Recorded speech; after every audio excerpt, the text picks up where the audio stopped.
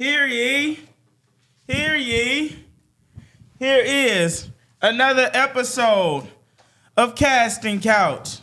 Episode Whoa, I gotta 70. Go. Casting Couch. I don't know what episode we on. We on like 60 at least, huh? Shit. Of Casting Couch? As good as mine. Today we doing it live. We on a live stream with it. We had people send some questions in the post, and I took a bunch of questions from the comments. I got some previous questions. We got Vincent. What is it? Oh. You ain't on the Wi-Fi? Yeah, I set it up without getting on the Wi-Fi. Which Wi-Fi are we on now? Huh? It's delayed. It's playing back? It's always delayed. Oh, that's from your phone. We in there? All right. If it don't work, then it don't work. Then we'll just do that shit regular. We got, damn.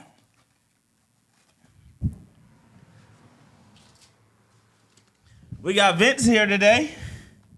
Vince runs merchandise, jerseys, hats, beanies, socks, everything that you've seen that we dropped this year that's been new. Vince has created, designed, sourced through manufacturers, shipped, everything. So if you got merch questions, you can send them in too. We already got our questions though, but y'all can still send some in. If Splash see it, he watching the phone. If he see it, he'll shout it out. So if y'all got some shit for Vince, this is the perfect time to get some merch game. Yep. We got these handy dandy cards. We finna get the pulling. You first. Oh, joy. All right, this is from, these are older ones. He shuffled them. Okay. This is from Wreckin' Rap. How does an artist navigate the sync licensing space without full licenses to their instrumentals? What does that mean? I think that maybe they didn't buy the beat to they don't own it outright. Maybe they only licensed it. I don't know. Without full licenses. I don't know. I don't know what that means. I can answer that one. I'm sure. Hilarious. I'm not sure of the question fully, but if you get a sync request, even if you don't have full ownership of the song, your sync is still valid for your percentage. And as long as everyone who's involved with the song signs off on it, you will still get, paid out based on your percentage of the song. On the publishing side. On the publishing side. Yeah. Yep. And whoever owns the master gets the master payout. All right. Who is from? This is from Stay Pushing Clothing. Do we have to fill out a separate form for each song we want to invest in, or can we invest in one single way and split the money into all songs? I prefer people make a request per song, but if you somebody who I got 25 grand and I want to invest 25 grand into songs and catalog, then you could also do that and we could figure out what songs align, the projects align to match with that. So either one of those formats work. You got to find one for Vince. Yeah. You guys want to just pull them, and then if it comes up, it comes up. Damn, yeah. How we gonna find one for you? Or I guess I could ask you something until we find one there. Yeah. All right. We made a lot of different things this year. Yep. How many different places do we source from and where? Or just give me three. We got different factories, and we got right now 2 different countries we work with. Mm-hmm. Right? So we source from China and Pakistan. And believe it or not, each item that we do comes from a different factory. The hats come from a different factory than the beanies, different than the socks. Sheesh. The hoodies and the pants, and the shirts come from the same one. But the jerseys, sportswear, that comes from a different factory. Every factory says they can do everything, but I like to find the factory that does one thing really well and use use that one. So that means that you have to like build a relationship Yes. with all of these different. Yes, Reps. the relationship is. How do is you big. find a factory, and what makes you say this is the one I'm going to go with? I mean, through the sample process, that's real big. Getting it in hand is big. If they have really good communication, if they're very clear, if they're open, some don't want to give you information or do anything unless you pay, like a pay to play, which understandable, you know. They don't want to waste their time. Yeah, that's understandable. But the ones that are more open and more willing and are more flexible, you just got to ask. Because even if in their bio it says we can only do this, I still ask. And often, you know, more often than not, they will, you know, work with you. So, Being that you're working with people in China and Pakistan, how do you navigate the time difference? Like, what does it look like when you're sourcing? sourcing, I mean, you could do it one of two ways. If you want fast communication, you just got to be available when they're available. So I'll try to split my days, design in the morning, and then at nighttime, you know, in between like the 9 p.m. and 2 a.m. range, you're really going to be able to ask them those questions and get fast turnarounds because, you know, if you want to get that same day, or you could just send them a message and then they get it the next day and respond, and then you respond. You know, if you want that quick turnaround, you got to really, you know, you just got to be up at those times. So it's, you know, a little sacrifice, but, you know, they bend to a lot of what you want. So I kind of, you know, will be on their time too. I don't want to just make them be like, hey, I'm giving you money, so you're on my time, you're on my dime. It's like, no, I'll be up when you're up. And so. How do you deal with the language barrier? There's not really one. The person I use in Pakistan, I mean, he speaks English very well. It's very easy communication. And then everything else is through Alibaba, which is, I think, like a misunderstood app. It's not like a Temu. It's not cheap. It's a very innovative app. So anything that I send off, it automatically translates. Alibaba. It translates to whatever language they're set up in. So. Wow. You know, it does it automatically. Yeah, automatically. Alibaba is fire too because it has this rep of like knockoff cheap, Right, yada. exactly, But it's because people don't know how to use it, Right. and a lot of the same suppliers and sources that make the products that we spend hundreds of dollars for here in America are on Alibaba. Like the same manufacturers, from fucking clothing to jump houses to toys to like. We've made other items out, magazines, our GC magazines we get supplied too. It's like a Ticketmaster. It's a third-party app that, you know, that the factories are on. It's the connector. It's the connector. It's the so connect. It's I used to hear from people like, oh, don't go through Alibaba. No, you want to, because if you have an issue, you raise it to Alibaba. Alibaba investigates, and they'll refund you the money. It's like Airbnb. It's exactly like that. And they got a lot of cool features. Some of the factories, they'll go live. And you can ask them questions live. Wow. And they'll pull the items. Oh, you want to see a puff coat? Here's what we got. Here's the GSM. Here's, you know, all that. Here's the shipping times. You can ask them questions live. It's a phenomenal app. Damn. So I highly recommend that. What is GSM? It's it is the weight of the cotton, how tightly it's woven, and that depicts the softness, the weight of it. It's pretty much the cotton weight. Damn, because you ever got them puff coats that ain't got no puff in them? Yeah. You know, I had to learn about that for teas though. You know, like as we went through tea samples, like I went through a bunch of different samples because I don't like thin teas, and the GSM changes the price as well because it's a different level of quality, and you don't want it to be too rough and rugged, and you don't want it to be too light, you know, but all of that plays into a factor. All the way down to like shipping, because then it's heavier and damn. And then All that plays in. explain that too with shipping. So often when we're doing merch, you'll send me a quote and you say, okay, this is the prices, and then we have fast ship, we have slow ship. Right. What are the differences in the two, and why are they so dramatically different? They're very dramatic, and it varies by country too. And the more, it was really Hirsch that kind of opened me up to that the idea. Hirsch opened you up? That's crazy. You walked right into that one. You told me to tone it down. No. He really expanded my mind in the idea that there's a whole logistics team. So just like we're working with wholesale clothing, there's companies that have ships that they'll send down to pick up your items from port. So there's all these different variables that come with that. So, and there's so many things that affect the cost of shipping and the shipping times themselves. So the fast shipping is usually by air. That's why it can be more expensive. A lot more expensive, like 10 lot more. times sometimes. Right, and that fluctuates with the with the economy, with tariffs and stuff. That we are now seeing. I'm now starting to see that with our shit now, is the tariffs where DHL will contact us. Hey, your stuff's here in port, or in customs, but you got to pay this tariff fee. Yeah, we got a bill at the house for that. Right. And I didn't know what the fuck it was. That's and what- then oh, I yeah, was from like, UPS. oh, this is that. Yeah, so I'm starting to figure that out. But I also started to figure out too. Now I'm asking the factory, like, hey, and that's one thing you always need to clarify with the factory when you get a quote. Is this on all-inclusive price? Because it'll be, $10. You're like, this is great, and they're like, all right, well, the shipping, the tariffs, and this now it's $30. You're like, Yeah. oh, Yeah. so you need to ask that. But now I'm asking, is tariffs included?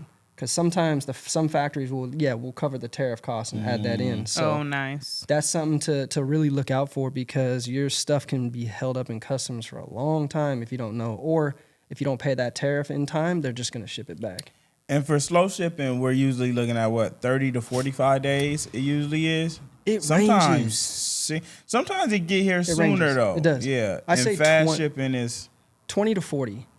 But there's certain things like you can't predict that. You can't predict if they're going to hit a storm in the ocean.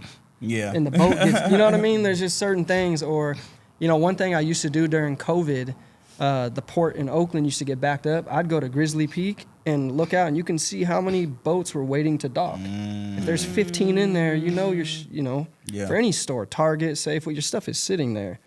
So Damn. the ports, and that's another thing I learned too, is China's arguably the busiest port in the world. So Of course. they get a shortage on shipping containers. They're waiting for others to come back so they can reuse them. All that plays into the cost. So when you work with a different country like Pakistan or Vietnam that doesn't have as busy of a port, you're going to pay less in shipping fees, and they're faster. But they don't make as many products as that we get from China. No. Like why don't we source more from Pakistan? Pakistan, I found, again, they're most factories can make everything, but they really specialize in sportswear. Like your dry fits, your jerseys, uniforms, stuff like that. They're mesh. They're still getting their all their materials from China, but they're real close. Oh, it's different. It's super close to China. They can get those products very quickly. But their shipping out of their ports is way less backed up. So you're going to get those quicker times. Damn. So that's You had one Splash? Dave asked, how do you keep track of your blended margin when it's pay what you want? what was it How do you keep track of your blended margin when it's pay what you want? for clothing and Well, what we're able to do on the merch end, we do offer base, but we're able to set a floor. right. So we're always able to cover our production costs and our shipping costs and our minimum costs, and everything above that is up. And we have the ability with offer base to accept below that cost, but Right. being that we're able to set a floor, we can make sure we in the green on those. Right. T, We're gonna get back to Vince. It ain't the Vince They show, all, nigga. it's all merch. Damn, Could be. it's two real niggas That's how sitting on the deep merch couch. is, though. Nah, I'm playing. Yeah, for real. Nah, I was Now playing. just stack them I, up, don't- though. mixed. I was genuinely intrigued. I didn't mind. Right. What all do you need to make live performance content, and how do you set it up? You gonna need a that's camera. good. You gonna need a camera to This. film it, a microphone, a board or a Zoom recorder to Mixer. capture the audio, a mixer. Yep, to capture the audio. Lighting, bro. People be sleep That's the on lighting, key. and lighting is really what changes. Like we should really Real quick, cut Splash, the lights. turn these two lights off and just leave these house ones Watch on. the cord with your headphones. Just on. hit the button real quick. Okay, hit it. That's both lights off. That's how this looks with just our regular standard lights. Now turn one on. It's That's better. how it looks with one light. Boom. Wow. Lighting really taught me because we would have pieces of content that was good, but they wasn't hitting. And it's like, damn, why it ain't hitting? Why it don't feel the same? And there's a reason it's called lights, camera, action. It ain't camera action. It's lights, camera action. The light changes everything, how you see it, how it feels, the tone of it. That's why our visualizers look the way they look and hit the way they hit, because we figured out a signature lighting style that only we got. Like we do it in a way that's like that shit just hit. It makes you like feel it more, but it's called lights, camera action, not camera action. So as much as you can light to really just look natural and get that tone and that feel, the better. It's going to translate better on camera. And you think about all these social media sites and shit compress your quality anyway. So if you really ain't got light in your shit there, it's gonna hurt you. Lights, camera action. Can I tie merch into that real quick? Go ahead. Same thing. Merch right? Photos. Same thing. Merch photos. You want to get a photo across and someone gets it in person, they're like, this ain't the color that I bought. Oof. We had Poor that lighting. issue. Right. Poor I lighting. used to just take it on. It used to just be my camera, boop, Photoshop, just white out the background, throw it online. But until Yasion started putting the lights and everything, Boy, like that it shit really look hits. And when you run your merch ads, when you got lighting and the background look good, you sell more because it looks great. more enticing. Aesthetics. It looks way more enticing. Right. It's like when you online looking for a good food spot and you be looking at photos, and when the photos don't look good, you like that food ain't it. And it could be the best food ever, but they don't have good photos. Light is Missed the sale. necessary. And real lighting, not Photoshop, because we used to go to Photoshop and lighten it real quick, like all that synthetic lighting is garbage. You can't fix it in post. Trash in, trash out. Every time. I like that. What is your best advice for going viral on a piece of content and on which platform? Platform don't matter much to me, at least. Like I don't think about platform when I got a great piece of content. I know that if it's great, it'll be great wherever the fuck it land. You know, if you see something great, it's great no matter where you see it. Where you see it matters the least when it's some great shit. I think the best advice for going viral on a piece of content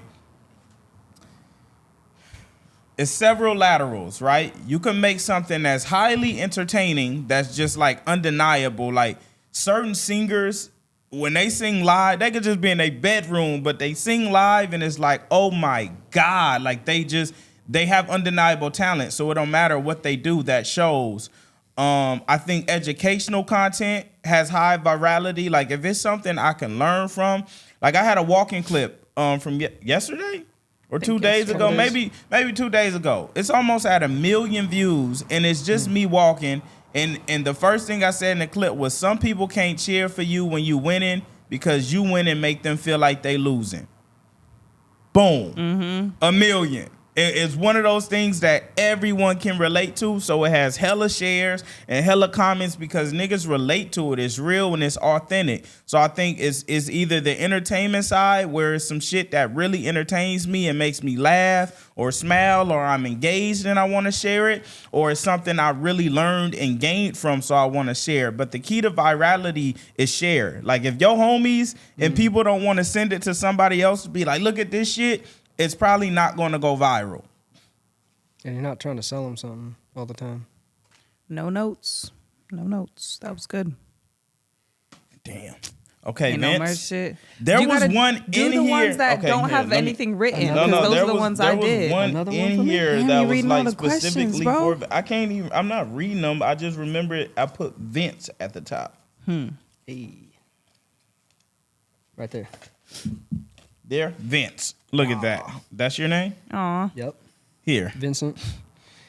The quality and variety of merch improves every drop. Thank you. What's your process to finding a great manufacturer? Trial and error.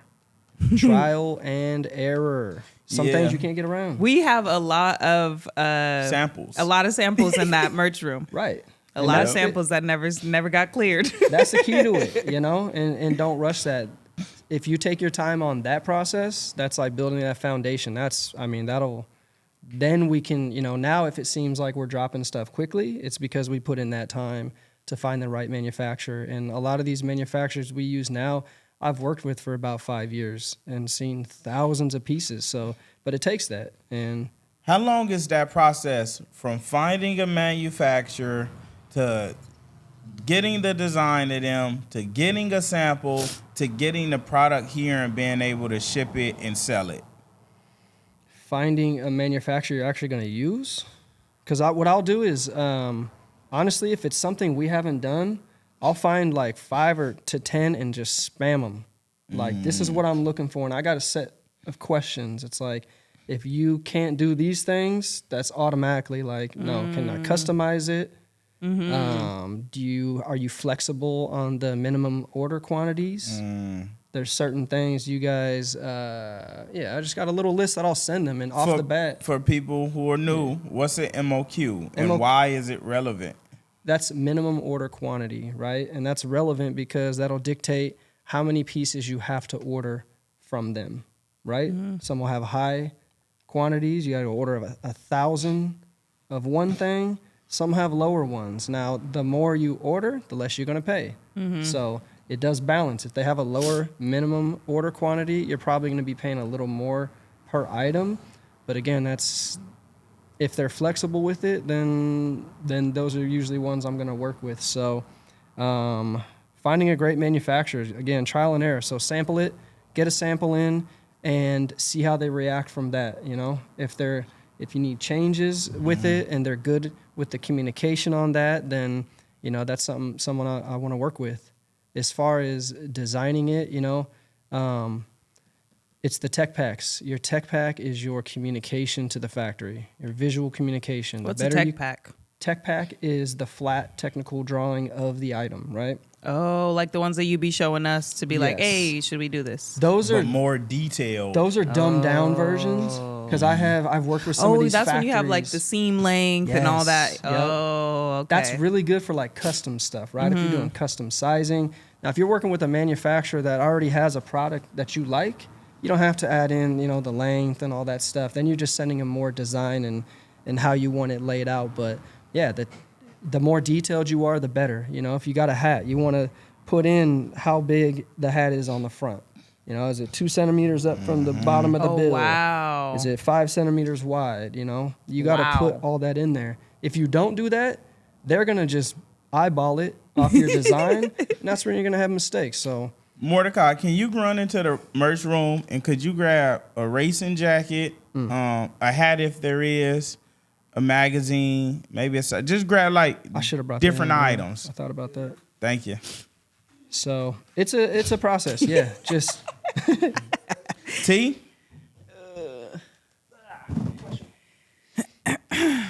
How do you handle balance? Kids, music, family time, time for yourself, etc.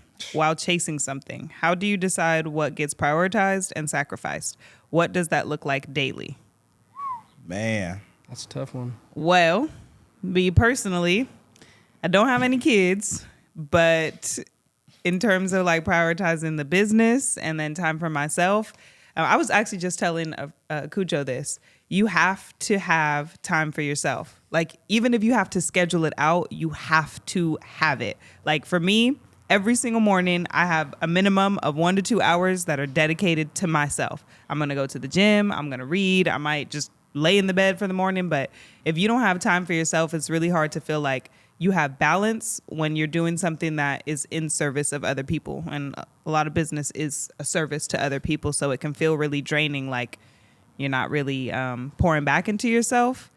In terms of what gets prioritized and what gets sacrificed, I think that the things that don't, and this sounds bad, but it's true, the things that don't make me money are at the bottom of the Right. tower. It's like the business, and this is my highest priority, sometimes above myself. And then it's myself, and then it's all the other things like pickleball and family and friends and yeah. How did you? Yeah. Oh. How did you come to that conclusion of like, all right, I got to schedule my time out? Is it something you just automatically did, or did you burn out? No. You had to experience the burnout, and then like, okay, I realized that I would wake up in the morning and I would already be angry. And it's like, you just cracked your eyeballs open, Right. girl. Why do you That's have an rough. attitude? And it's because like I would wake up and I would immediately check the email. I would immediately start doing things for other people. And it's like, damn, your breath kicking still. You got crust in your eyes and you already in service of other people. But I noticed that when I would have slower mornings and when I would make it to the gym and I would do things for myself, I would come back and I would be so excited to do what I know I love to do. But if I don't take care of myself first, my cup is empty before I even get started. Right. Balance for me is really the art of like being unbalanced. Mm-hmm. Like if you watch somebody walk on a tightrope, the entire time they're like not balanced, and that's like them being balanced. And for me, it's that like some days I'm leaned more this way, and I just want to be with my kids, and I'll come out around. I got to go see my kids, or random I got to go be with my kids. You know, me taking Mel to school means a lot to me, and some days I'm leaned this way, and it's like, no, I'm fully for like, don't bother me. I'm scheduling content. I'm locked in here. I'm getting the bookings. And sometimes I'm in this middle state where it's like, okay, half my day is to this, half is to this. And I think that's really the art of the balance for me is leaning with how I feel versus trying to be really, really strict and stern, or I need it this way. Some days I'm here with it, and I got to be there, and that's just all it is. And sometimes here, and that's really what has allowed me to go forward, because I lean with how I feel. Sometimes I'm in one of those modes where, like, I feel it in me. I'm like, man, I can get a lot done, so I'm finna go get a lot done. And then the days where I just don't have that, and I'm like, bro, I need a recharge. Like, I need love around me and community. I lean that way. So it's really an art of being unbalanced and trusting your own instinct and how you feel. I think that's really like the key takeaway is like to notice yourself. A lot of people are like looking outward all day long that they don't look inward and notice like, okay, how do I feel right now? Do I feel ready to do more, or do I need to step back and take a little break? Right. All right, Mally, toss me your item. Anyone. Boom. All right. Wow. This is a Goodcompenny beanie. That's a good one. This is 5 different colors. It's embroidered, and it's embroidery on the front and the back. Really, really thick stitching. This is something we talked about because our sample for this was printed. And I remember I was like, I want to be able to feel it, and we changed it to this. No, it wasn't printed. It was knitted in. It was knitted. Yeah. Yep.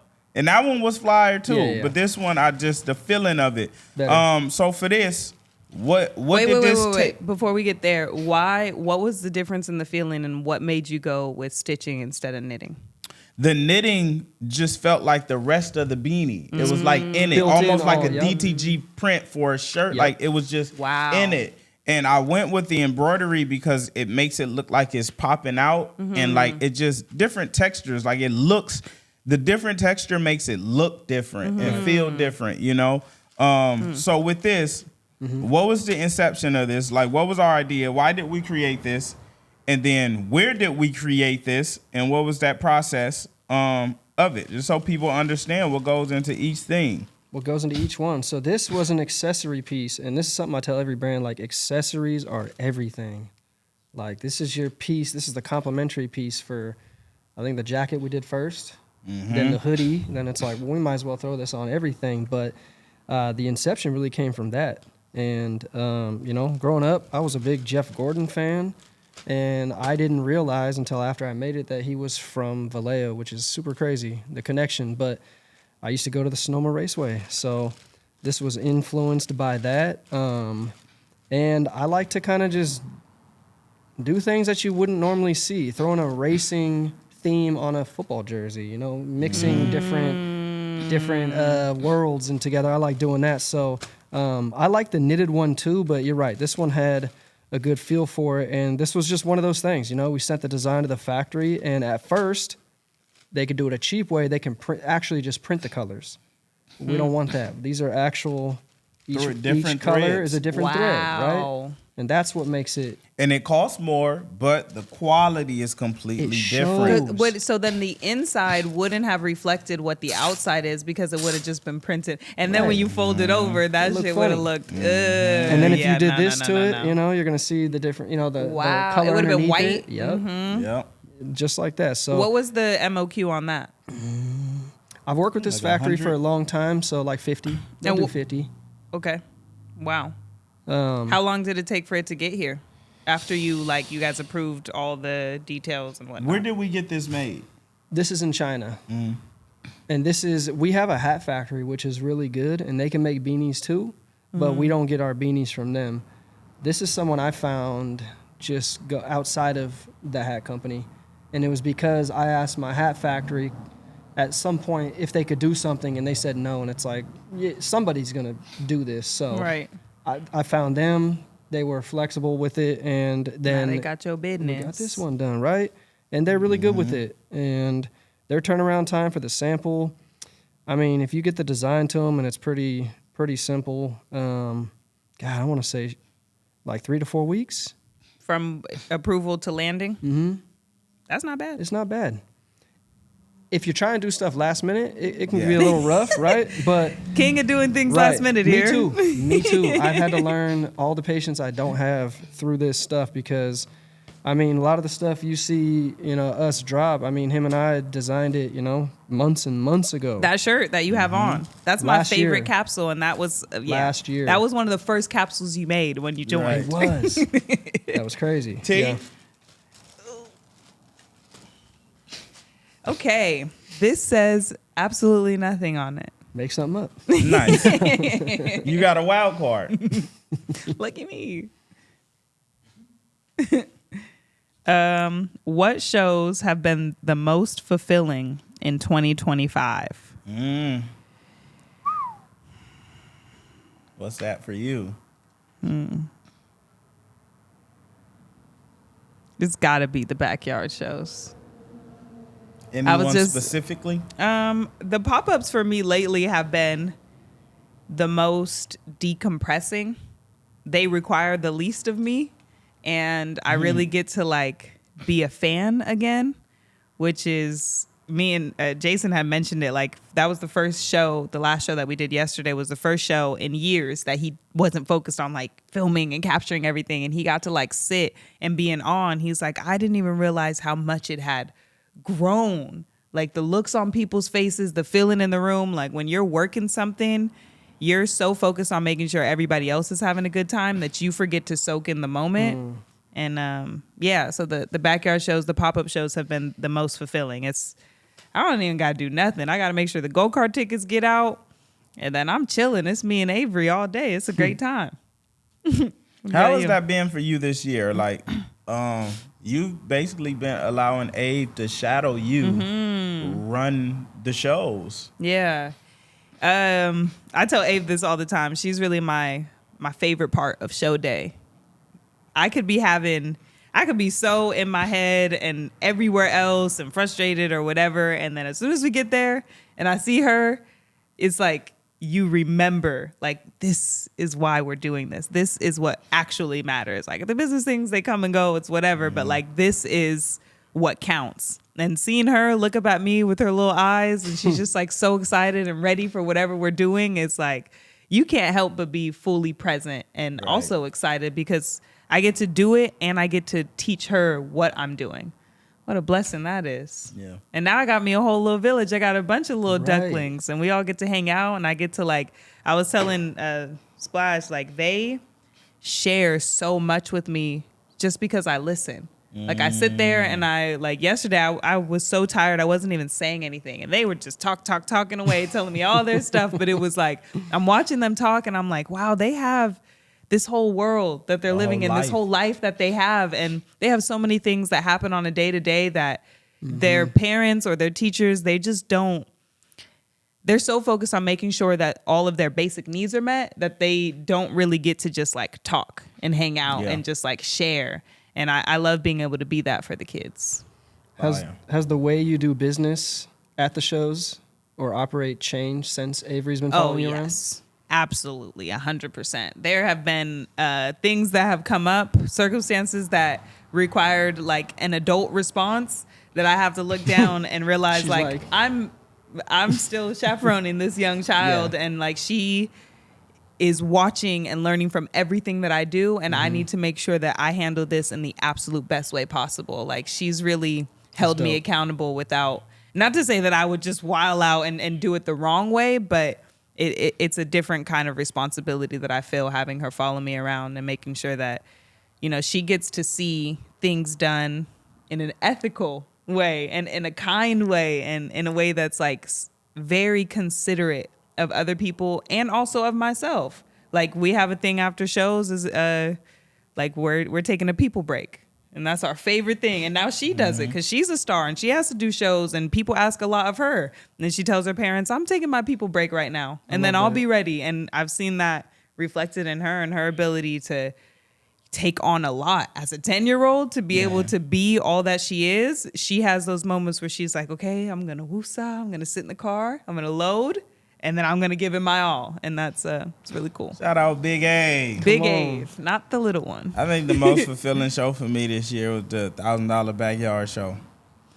Like to not only sell out one, but two. And that was the first doubleheader we ever did in the backyard. That show changed the way we do shows now. The lighting, the production, like it made all of us grow. We were kind of in a flow with backyard shows. Like, nigga, this is what we do. We got this.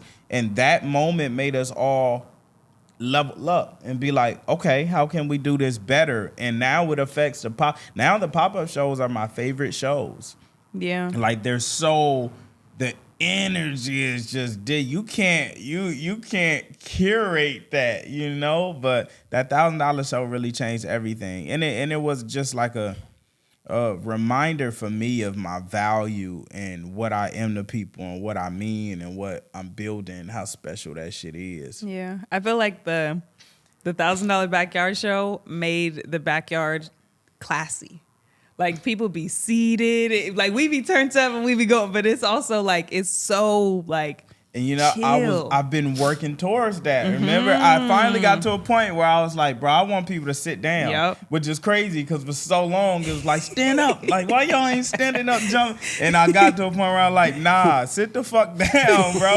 Like I be telling niggas like, y'all can sit, you know. And it's a beautiful thing because that shows our growth and our age and how we changing. Yeah. And it's even with the music. I remember when me and Simon first started, I used to tell that nigga never stop playing. Right. Never stop playing. I'm just gonna go. And now I'll be like, bro, in the songs, like, you know, but that comes with like age and growth of like, we're cultivating something different. Now I'm not just rapping to people. I'm talking, like I'm really communicating and building space and community. Yeah, it's a real communal experience. What about you? What's been your most fulfilling show of 2025? I think it was this year. It was the LA one where our friend came up and shared the poem he wrote for his dad. Ooh. That one had me because Zay, yep. That one was special because I'm a mama's boy, but the way I look at my dad and my whole life, he's like my Superman. So that was just, you know, when he goes through stuff, you know, I'm just getting to a different point in life now, you know. So the way I viewed my dad when I was a kid, I still have that, but you know, from a different perspective now. So that poem, like, really, I had to step out.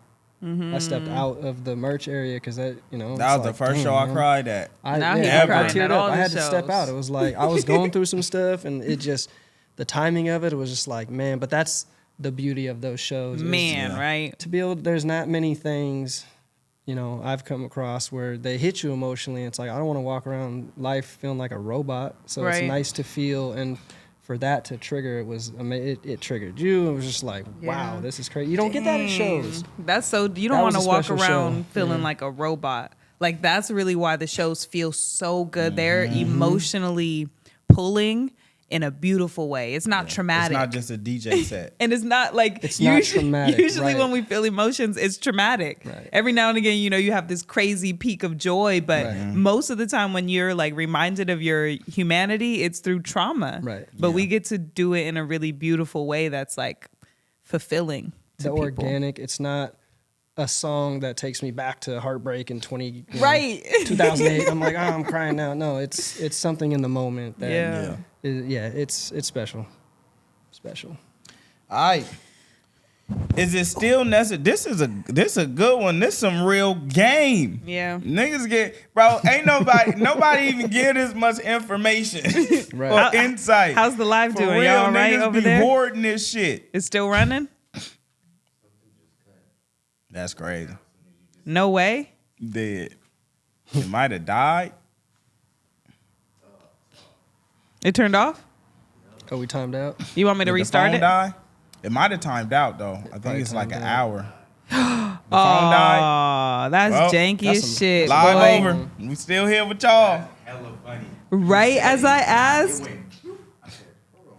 I had just checked it when I was sitting there. I kept looking over. It was Damn, I my wanna phone hate- that janky. is It was so at 80%. Typical Apple. Every Apple user, that shit always out, always done. How did we get here? All right. Is it still necessary to use chart metric or is Rivet enough? Ooh. What that's a other new ways one. do you plan to use Rivet?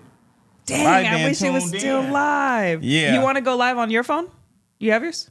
I do. Yeah, this is a USB-C. We can just change the phone out. Yep. And we will be right back after these messages. Do you want to build your brand? I'm going to put this here so we'll be able to find. No way. What? Do you want to build a clothing brand?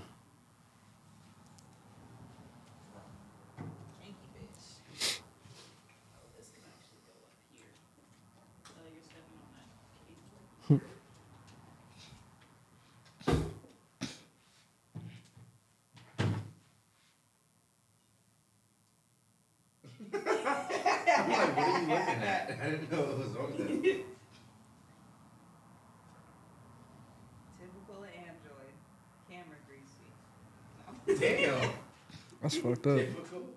Because he started talking shit about Apple. It's probably got a lot of battery, huh? It's super clear. Clarity's crazy.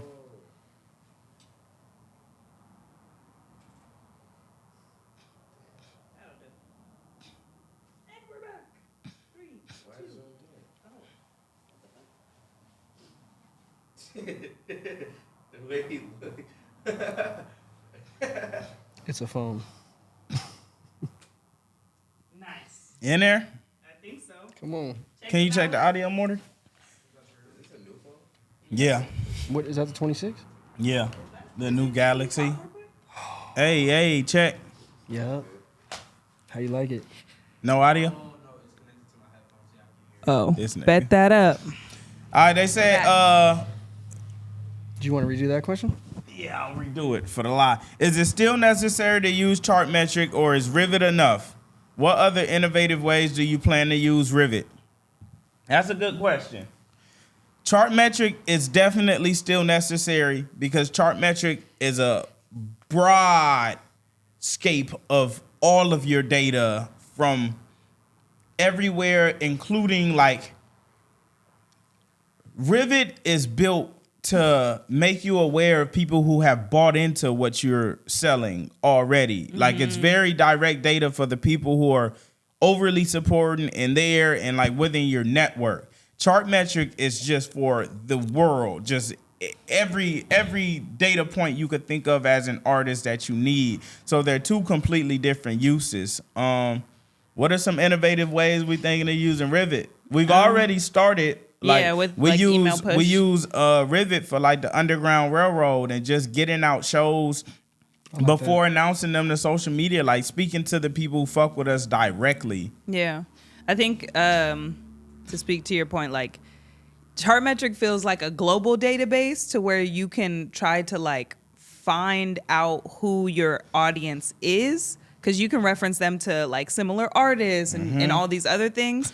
But Rivet is once you have a core audience and you've been collecting your data, it finally gives you a place to actually use your data. People are always like, you want to own your data, you want to own your data. So then people collect it, but then it just sits and they don't know what to do with it. And Rivet has empowered artists and people in general to be able to use that data and be able to figure out who's your super fans, people who have bought into your merch and who always buy tickets to your shows and all these things. And I think that the best way that we can use Rivet is to really lean into the people who are like fully locked in with us and to be able to give them first dibs on merch, first dibs on shows, to be able to ask them. We met with B-Side And they were saying like a unique experience that they have is after events, an email automatically Feedback. goes out that says, hey, how did you like the show? Did anything, or what was your favorite part of the show, or whatever. And those are things that you can now customize and use directly through Rivet as well, and be able to, you can input data from a show, from the show that you just threw, and then be like, okay, at this date and on this time, I wanted to automatically send an email blast asking them about these things. And I think it's just a great way to be able to have direct communication with the people who actually want to communicate with you. Social media is like, you guys know it. You guys are on it. The likelihood of you seeing a post from somebody that you really want to see a post from is slim to none, even if you have them favorited. Like I have artists favorited because I want to make sure I see their stuff, and I still don't see it. Right. Yeah. If you don't check in on Instagram, you're out the loop. Yep. Is Rivet music based, or could a clothing brand Anybody. put trackable Anybody. Anybody who It's has creator been based. collecting, it's Creator data based. based. Right. Business based. Anybody Oh, who's God. been collecting data about their business can Right. use it to be able to retarget people who have already showed interest in what they Got do. you. And even if you don't have, like, let's say you're a brand new artist and you've never collected emails or anything from your fans, they still pull in all of the data from where you're at and where you have fan bases at and create profiles for your fans on there. And then now you can start tying those things in and figuring out, okay, who are these people? If you did put up an email list, Right. when they do submit what their email is, they'll attach it to Their Jimmy707 on Instagram, and then they'll link it and be like, oh, this person always comments on your stuff. They do all these things. Ooh, so you would recommend that for like a clothing brand? Definite. I think Recommend anybody it for who's every building a business. business. Fire. Okay. Every business, That's every dope. creative who's doing business and moving Imagine product, if you had a taco truck and you just started a new thing where on Tuesdays you do Man. 50-cent tacos. You would want everybody who has bought tacos from you, who loves them, to know, hey, I'm doing this thing, so that way you can help your business boom. And that, man, yeah. But if you Rivet- can't, Direct to consumer. It's Most- direct to Rivet consumer. is direct to most people put a consumer sign in the database. window and hope that niggas drive by. Oh God, So you don't instead have of to a- do that. So instead of a post reaching out to your mass Both. following and hoping they see it, this is the direct. Instead to of hoping you customer. hit 1%, Yep. you could target 100% and know you'll hit them. And it has an email click-through rate, and not just like they say if they opened it, if they click this link, if they use the link Oh, to how then make far a along purchase. they went? The Oh. full funnel. We saw when we pushed a merch Lit. post, we got to see Rivet says how much money you've made with Rivet and through what. We got to see the money go up because of an email blast that we sent. Exact all the way down to the cent made from Show that email like, push. Okay. Yeah. Yep. You sent out 100 emails, 50% open. And the best part 20% about clicked. Rivet is it's scalable. Like you're not gonna pay $800 out the gate if you only have 3 owned fans. Dope. It's they're gonna charge you based on how many fans you own. Owning meaning like you have their data, and they're gonna charge you as you grow. So as your business grows and you send out way more emails and you use their platform more, then you're gonna end up having to pay more, but you're making more money through them. So yeah, I it feel pays for like itself. whatever you get in charged a month for, you have the potential to make 10 to 100x of that amount if 100x. you utilize the data properly. Yes. Got you. When we saw what we were going to pay for how many fans we own, I was like, I don't know if this is worth it. And literally Right. in the same day, we made double what it costs. Yeah. I was like, well, Got you. Vincenzo, Yeah. how do we ship merch? What do we use? What supply do we ship via mail, UPS, FedEx? Like, what apps do we use to ship? How does that work? So everything we ship through right now, we moved it. It is now all through Shopify. Shopify has a wonderful customer tracking system. what did we used to use? ShipStation, ShipStation. Yep, I remember that. USPS. I would have used that, but it just wasn't translating over when I tried to connect them. It wasn't pulling all the sales over to ShipStation. So we went through Shopify. It's all in one. Shopify has a really, really solid checkout system, shipping system. You get good rates through UPS, USPS. They power FedEx. a lot of They big do. business. Supreme switched over to them. A lot of big brands have switched over to Shopify. Yeah, they which do is it right. nice. But yeah, we ship everything ourselves. We go through Shopify, pull up your order, package it up, ship it out. We use USPS on everything. So that's you in there. That's me in there. Fucking Design up the it? order. No, I'm Source. Wait, what? Fucking up the order is crazy. Wait, what? That's crazy. I'll tell you, yeah, if it is a fuck up, it's me. Because it's human It is. error. Because It it's a is. real It's human person, A real person packaging touched your it. things. Oh, me God. doing it. That's beautiful. Right. God. You had some, Splash? Oh, another merch. Yeah. What's our runtime? We at 49 minutes. Oh, yeah, okay. Yeah, we got another Said, team. How do you package together 50 to 80 shirts for a smaller venue, like a 100-person venue? What you mean? How would you go about doing merch for that? So when we do small cap shows, how do you prepare merch to go sell at the venue? Ooh, that's a That's great a good question. And then how do you prepare when we go to like Seattle? And how do you prepare for larger shows? Like when we did that big one at the museum that we missed out on because there were so many people trying to buy merch. And he was like, yeah, I got 100 items. Yeah, how do you do that, man? Damn, it was hella people at that open Well, show. sometimes I don't know the capacity it shows. So I just Yeah. bring as much as I can. If I gotta pack it all in my car, we're probably gonna have a little less. Yeah. But I try to bring as much as I can. That's a good. That's it. Bring That's a as good much prep as you question can. before shows. If you Yeah. know you're gonna do merch, send me a text and ask like, what's the capacity? Or you can even Google what's the capacity for this venue, so that way you Or how have many an tickets do we idea. sell type stuff. Exactly. Yeah. Yep. So we know. Sorry, but answer the question. What was it again? How do you bring 50? How do you decide like what you're gonna bring and? I bring it. Yeah, I bring as much as I can. As much as I can. I don't. One thing I have learned though, I like to bring. If we have 10 color items, I'm not going to bring 10 color items because that kind of stops the flow of people. Oh, I want this. I want that. If you bring just a couple, that kind of get things going. I'd rather sell a lot of a couple things than a little bit of a lot of things. Yeah. Ooh, I like that. I that's feel like good. when people have too Yeah. many choices, it stuns them. Right. They're like, right. ah. You're still bringing enough to where they have a choice. Yeah. But it's a little more controlled And if they want more choices, the Shopify is right there. online. It's perfect. It's a good system. Yeah, I like that. That's something you don't know until you do it. And deciding God. what to bring to shows. Yeah. If it's a show, we're obviously making something specific for. That's self-explanatory. Other than that, sometimes I'll look at Shopify. If something's not moving on Shopify, I'll bring it to a show. And we're gonna move that thing out. And just those are just tool. I'm not really tripping on where we sell it. I just kind of use those to, with each other as tools to get everything out. So. Nice. And being malleable. Like there's times where Vince will bring certain stuff, like with the cow jerseys, and I be like, nigga, bring them. And that shit go. And they went. And Vince We be tried like, to but save we it. were And then we gonna get say- to Cal. It don't matter. The same But we amount sold of all products those hoodies sold. and stuff, though, right? It does though, in a way, because I feel like with certain things like that, for example, they would have sold at a higher You think cost. so? Absolutely, because people there were offering more. Because when you go to Cal, You want to have that jersey on. you go to that the day. student store, they're used to paying Yeah. super high. So It's the psychology. they were offering higher. So, and that's not with everything. I agree with you. There's some things like we just got to sell this, but there are certain specific things where That's it's like if we special. make it for it, it's gonna go there because everyone there wanted it. We could have sold 500 there and higher. Yeah. So Bye. Dang, Yeah. that's the beauty of offer base too. right, they yep. Yeah. Not the boy up in there. The boy. Yeah, nigga, come on, free game. We That got would be questions. fire. That would be great. Oh God, nigga, bring your ass on this free game. Okay. How do you feel about self-doubt and what's your experience? How have you overcome it? Híjole. Wow, that's a good question. I feel like I used to have a lot more self-doubt than I do currently.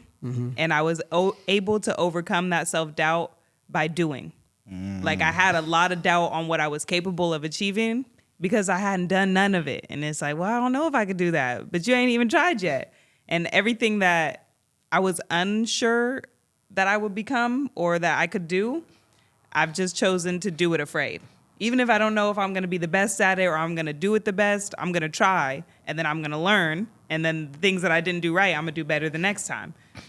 So, yeah, I think self-doubt just comes from lack of experience and it's okay to have, but it shouldn't be the reason why you don't do something.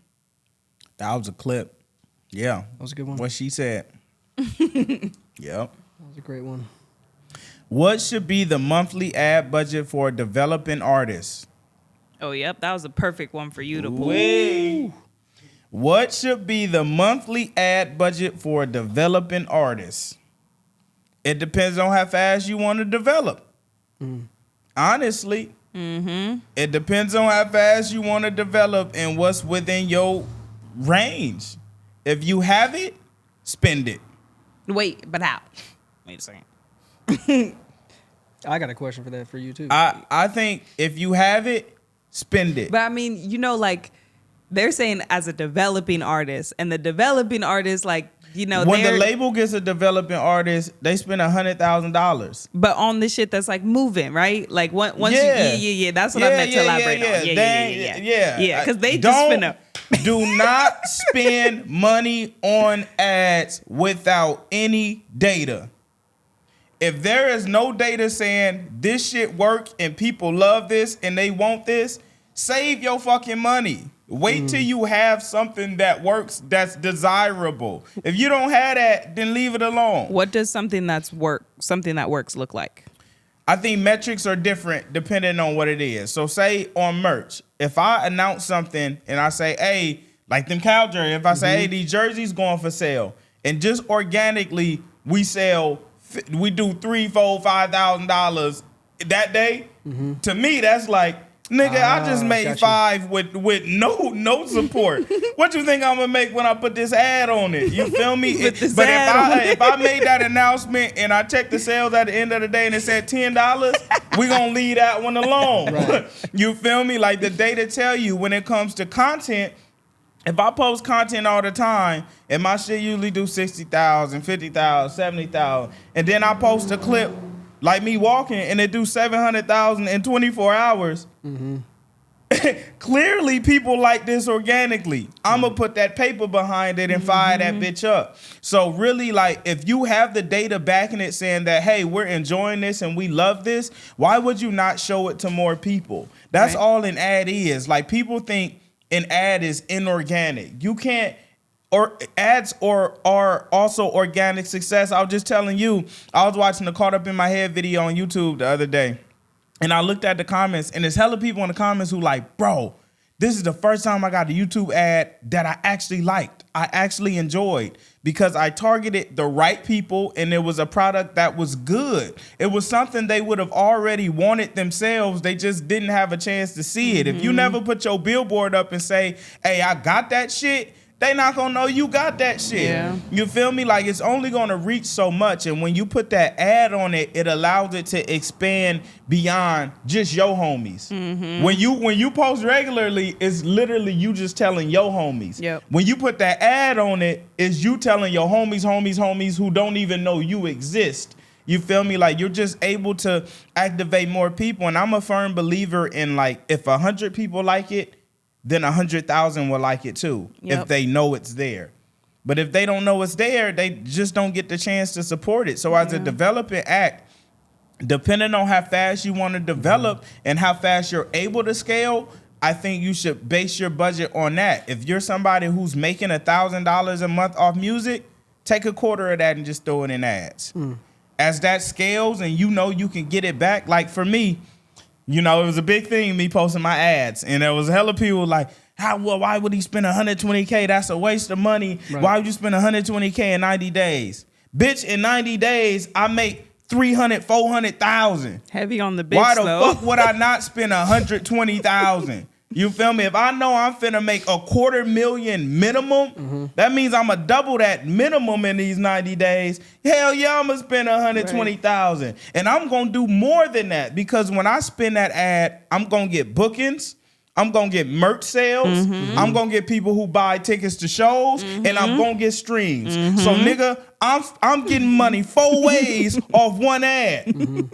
If you don't want to spend 120K, don't spend 120K. But a nigga who want to make $500,000, go spend 120K if you got the product to back it. Yeah. Right. I think a lot of people think that they're spending ads and they're just throwing money in a bucket.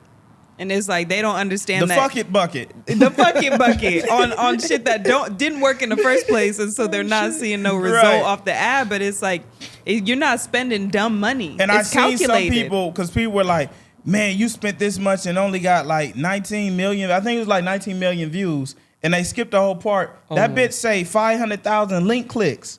What you think them 500,000. what you think them link clicks led to? What you think they Nigga, clicking? if I sell a ticket for $50, that means one link click is $50. It's Right. 500,000 of them, nigga.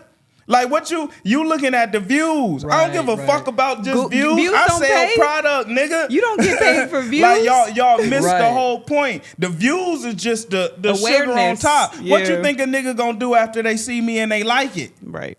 You think they just gonna view it? Right. They finna spend that paper. On Jehovah. You niggas who don't spend no money, don't make no comments about the niggas who spend money.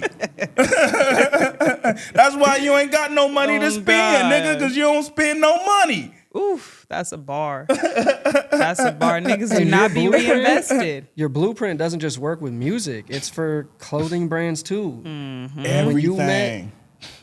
with my friend and told him about the ad spending on the hats, bro, it's the money went up. Turned The that bitch targeted up. turned it up, Because it was already a hit. bro. Because it was what? already the reason they go to radio when they know they got a hit is because radio is literally saying, I'm gonna make sure 100 million people hear it. Because if 100,000 niggas liked it before it got to radio and I show it to 100 million, if they all like it, they gonna want to see Bro, me. paying for ads is like taking something to radio. Yes. Them niggas be like, radio costs 150,000. So do I just my took ads. that. I just took that bitch to radio. Yeah, yeah. It's the reason that little girl come to my show and she say, I want to rap, I got flavor. And she know every word. Right. Lit. How you think she got there? Because her mama spent money on the I ticket? took that bitch to radio and they spent money on tickets. They bought she had on merch. You feel me? Like that's what that ad do. You can't just look at little metrics. It's like that 120,000 led to 4 different ways of conversion. Man. How many businesses out there can you blow up without spending money? You have to. Yeah. I mean, you're going to get so big Yeah. with no advertising on organic. Like we got really big without advertising. Still to this day, we have a lot of that I don't add that just happens. But after a while, it's like depending on how much you want to scale and how you want to scale, Yeah. you should advert. Like you'd be a fool not to, especially if you're like regional. Like how the fuck you think I'm big in New York? I sell out in New York, Ohio, Philadelphia, Baltimore, Toronto, Hawaii. Nigga, how The you list think? go on. How you think they know me? Choosing not to spend money on ads is choosing not to take control of your business. It's choosing not to scale. That's literally it, nigga. Like I want to be organic. Okay, stay a mom and pop shop for the rest of the time. You go Yeah. ahead and do that. I'ma be And it doesn't take away the organic part. At all, 'cause people still have to an ad choose. isn't a GMO. An ad means I grow these good ass organic peaches, and the whole world know I do. and you put them in every grocery store. Got you. Instead of staying at the farmer's market, a nigga took them to every grocery store in America. They in the Whole Foods, they in the Walmart, they in the Target, they in the Costco. This the same peach. Oh, God. I ain't changed the peach. The peach still organic. Yeah. I just made sure everybody can get that peach. Oh God. How that tastes.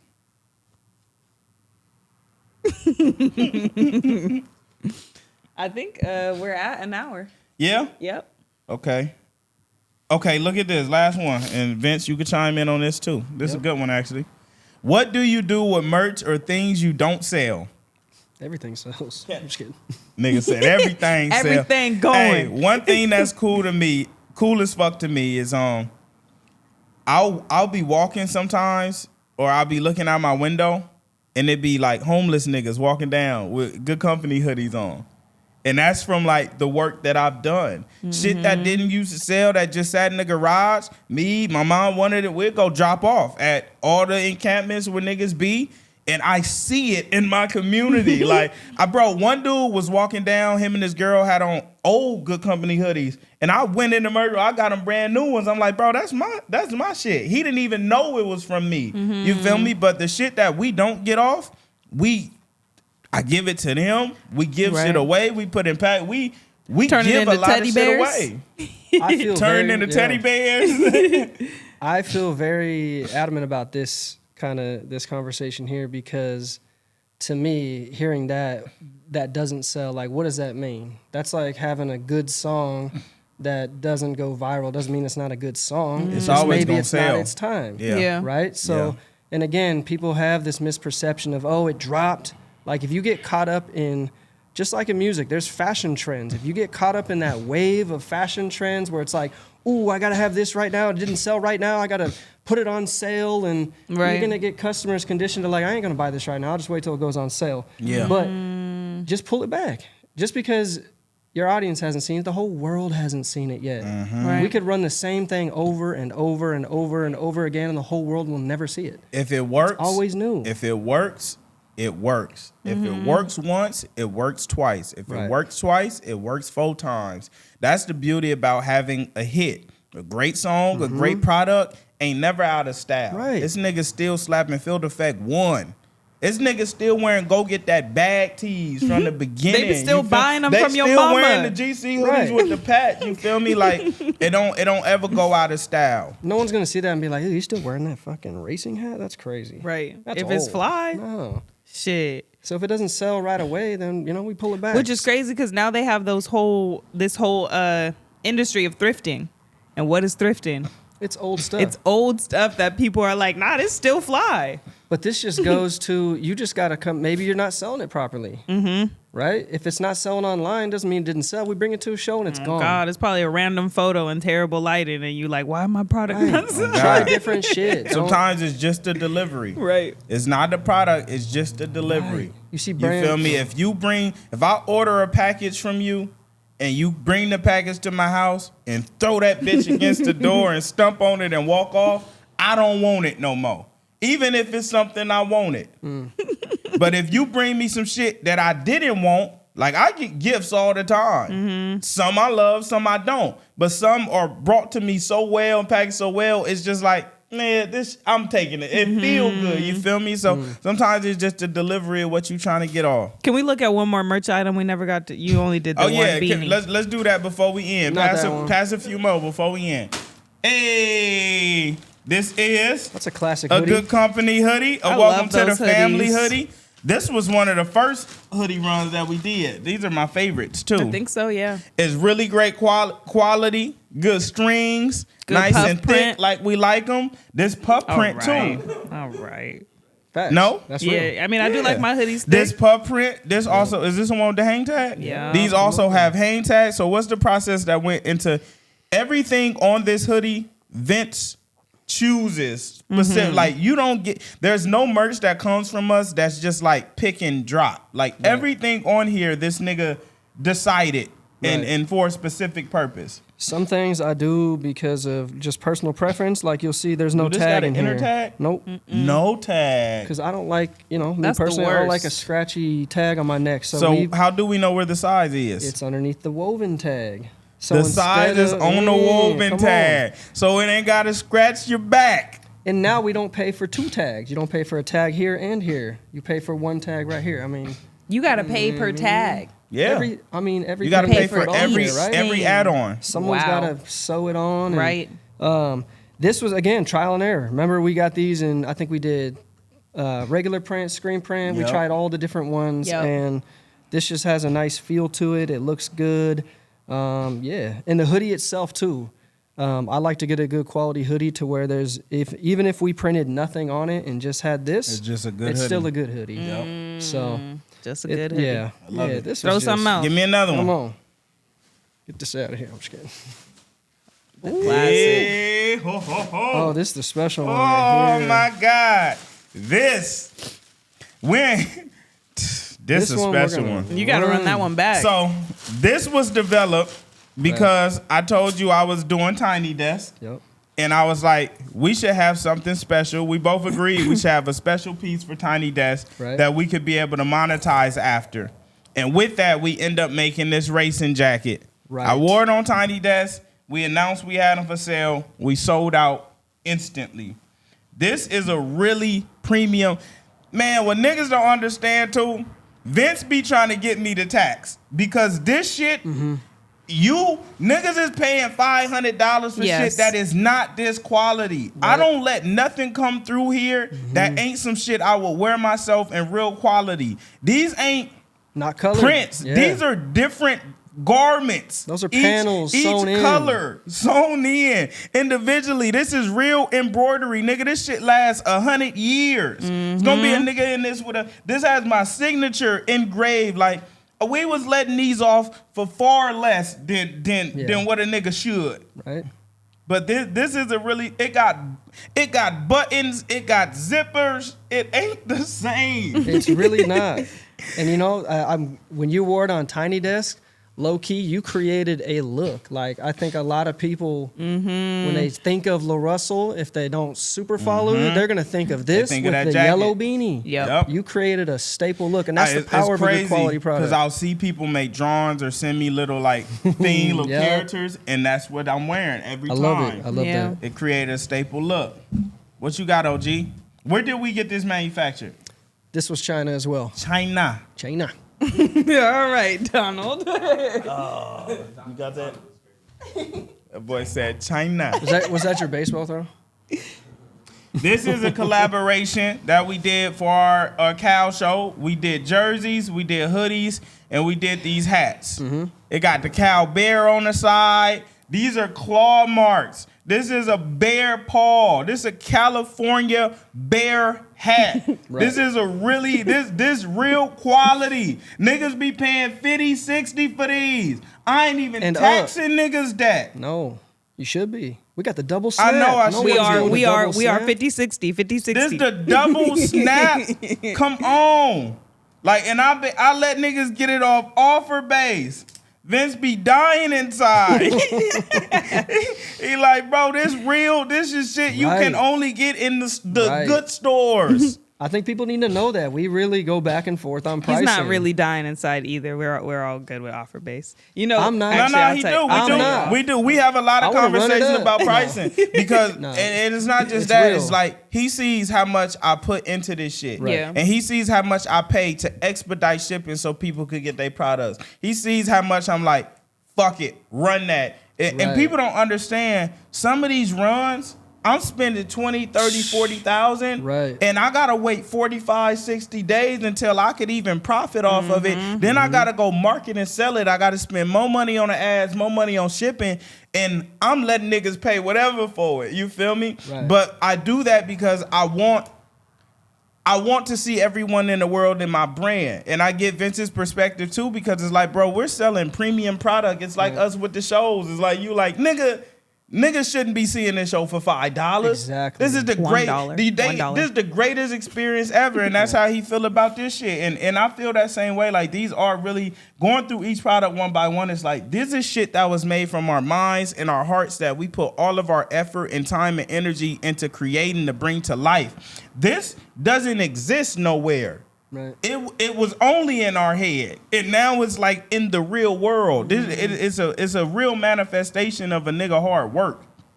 Right. What else we got back there? And I do like the offer base has been really cool because this time that I've been here with you guys, like you can track all that and all the averages tell you what the customers are willing to what pay they for want to it. pay for it. And a lot of those averages come out to about what people would sell that item for at cost or more. Wow. It's phenomenal. Oh, this is the one too. Ooh-wee. This one was special. This is what he meant by doing like a Ooh-wee. full line. You have the beanie, you have the jacket, you Yep. got the So this is jersey. something like we really. Oh, the satin joint. It's probably in my house somewhere. So the race jacket was such a hit. We created the full line. We started doing the hat and the socks and everything else. This jersey, damn, we're the green and the brown jerseys too. Those are gone. Vince had the idea to do the jerseys, and man, the I racing love the shit, jerseys. yeah. Every Yeah. nigga I seen with these jerseys on, the green, the brown, they look fly. and make the average nigga look fly. But this is another thing that's like, bro, this ain't printed. This is different garments. This is literally 5 jerseys in one. Right. This embroidery, this ain't glued on. That's staying forever. That ain't glued on. Like all of this is like real premium quality and detail that a nigga put into this. Explain. You did. You did very well. You did, sir. This is awesome. No, this is Pakistan. Again, they do a lot of great jerseys. I mean, you can feel this. We got shorts coming, right? Next spring. Do we? We'll do shorts, yeah. It'll be this nice quality, this nice heavy mesh. Same thing, but yeah, I mean, this one, was it trial and error? No, this one really wasn't. But this one did require a lot of back and forth. Because this was, the placement was different, I believe. Was. Yeah. Yeah, but again, this one too was communication because they want to print it. It's quicker, it's cheaper, and it's like, nah, I need it. If you can't do it this way, then I just rather not do it. Yeah, put it inside out. You could really see that it's like right here. Stitched. Yeah. That's stitched in. It's in there. Damn. That's really in there. Beautiful. Yeah, this was a great one. And again, this just came from because, you know, you don't design inside of a box. There's no reason why a racing theme can't be on a football jersey or, you know, I got a thing with logos. Even like you've seen a trucking company, like why does it got to be ugly? Why can't it be a fly logo for a business? Right. So that's how this came about. We got This one more? just hit. That's it. That's all you brought? That's it for now? That's an hour 15 anyway. That's it for now. Yep. And what's great is like that ain't even. We got packaging. so many products and SKUs. The What packaging Packaging, is That merch one right designed. There we go. Custom. Bam. Come on, man. Come on, man. We really outside. Everything we do got thought and love and effort into. You feel me? So when you go in there and you put your 15 and you like, why y'all ain't get back and accept? It's like, bro, what we do is worth more than 15. So when we accept 15, it's literally us being gracious and serving our community. But what we do is worth far beyond any amount that we can be compensated for. And the same goes from merch to the shows. Like what I give and deliver and stand for and supply and it's worth far more than any amount I can be paid. Even down to gold card, like a nigga can't pay me for what I give. Whatever I accept is me being gracious. Also, I see those emails a lot of people being like, hey, what's up with the offer? Why y'all ain't? Before you send an email asking if your offer was approved or denied or trying to get a response, you should just send in a new offer with a higher bid. I would just do that. If you really want a response, then just send in a new offer with a higher bid. I see it with the merch too. You know what I mean? Yeah. Yeah, and that's something to think about as like being that it's the first time. I get people are like, man, this is a new system. But just think about the niggas on the opposite end of what you doing. Like when I throw a backyard show, I have 20 people working.